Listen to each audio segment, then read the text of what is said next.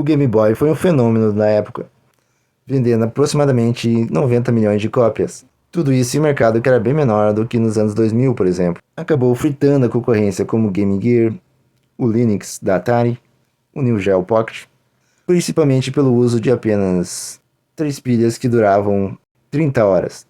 Mas claro que não foi só isso, os jogos eram excelentes.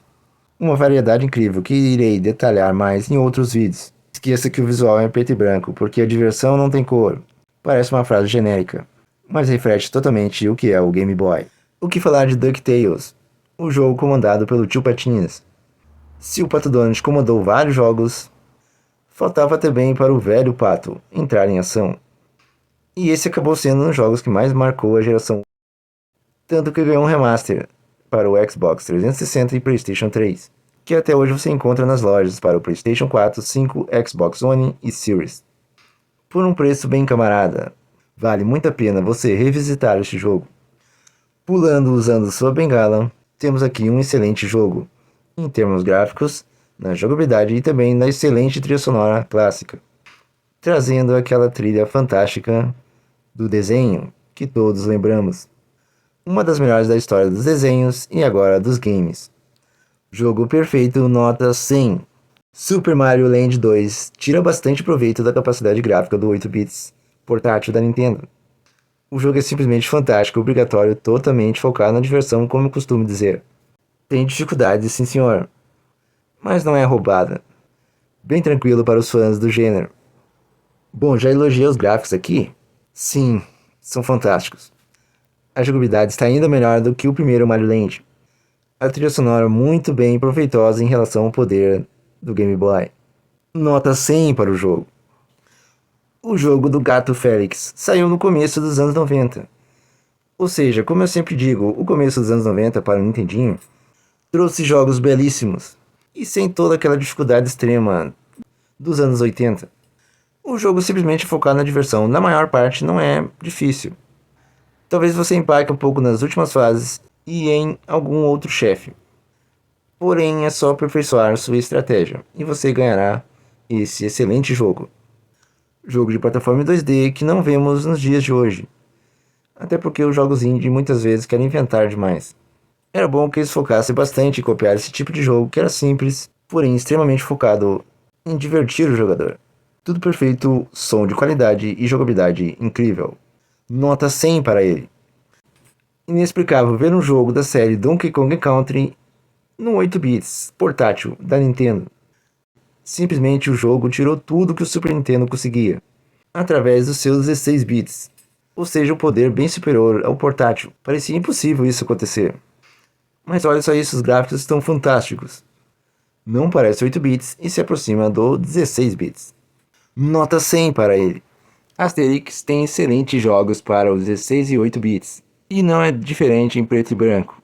A mesma diversão de sempre, com gráficos caprichados, tornam ele um dos melhores jogos do Game Boy, aliado a uma jogabilidade perfeita e bastante porrada do nosso principal personagem. Que falta faz essa franquia nos dias de hoje? Se não me engano, recentemente ganhou um remaster ou algo assim, mas jogos inéditos parece que ficou no passado. Nota 100 para ele. Você se lembra o personagem do jogo Castlevania Symphony of Night? É o filho do Drácula, correto? Bom, esse jogo é a infância dele. Bom, teria que ser, né? Já que esse também é o filho do Drácula. É um jogo bem infantilizado, mas daí, se o foco é diversão, não tem idade para jogá-lo. E na minha opinião, é um dos melhores gráficos do portátil.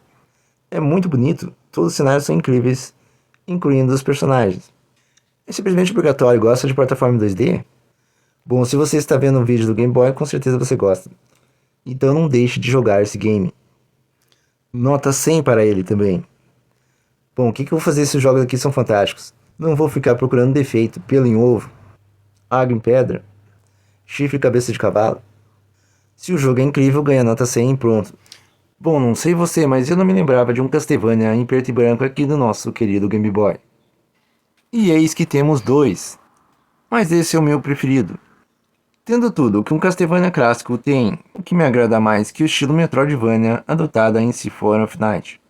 Lembrando bastante o primeiro Castlevania, que foi o primeiro jogo que eu zerei. Sem nenhuma invenção aqui, o jogo é simplesmente obrigatório para os fãs da série. Imagina jogar essa belezinha no começo dos anos 90 em qualquer lugar. Jogabilidade perfeita como sempre, fator replay altíssimo, tornam esse um dos jogos menos conhecidos da IP Castlevania, porém, na minha opinião, um dos melhores, obrigatório. Bonk's Adventure, se você gosta de plataforma 2D, no mais alto nível e desconhecido, jogue qualquer jogo da série Bonk's.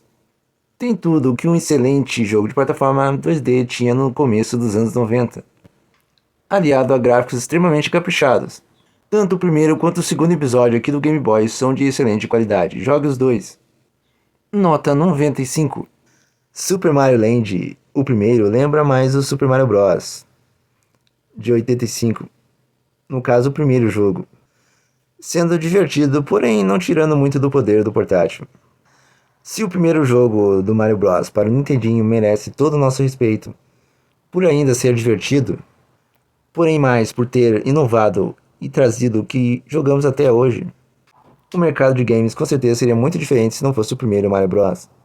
Só que esse jogo do Game Boy saiu muitos anos depois, sendo bem parecido, então não teve o mesmo impacto, digamos assim.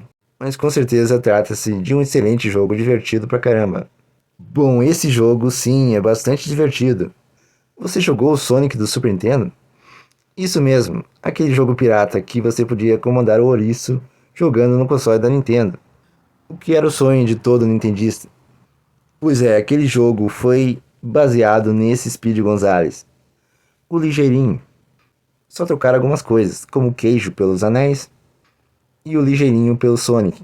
Deu bastante certo, já que obviamente esse jogo é bem ligeiro. Aconselho você jogar ele e também a versão do Sonic para o Super Nintendo. Nota 90, jogo bastante divertido. Tasmania é divertido em outros consoles, 8 e 16 bits, e aqui não é diferente. Tudo isso com gráficos fantásticos para um 8 bits. Jogabilidade fácil e responsiva.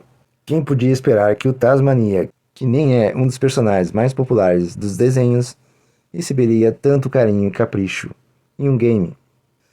E aqui na continuação não é diferente. Jogo obrigatório para os fãs do gênero, nota 90. Até a próxima, fãs de 8 bits.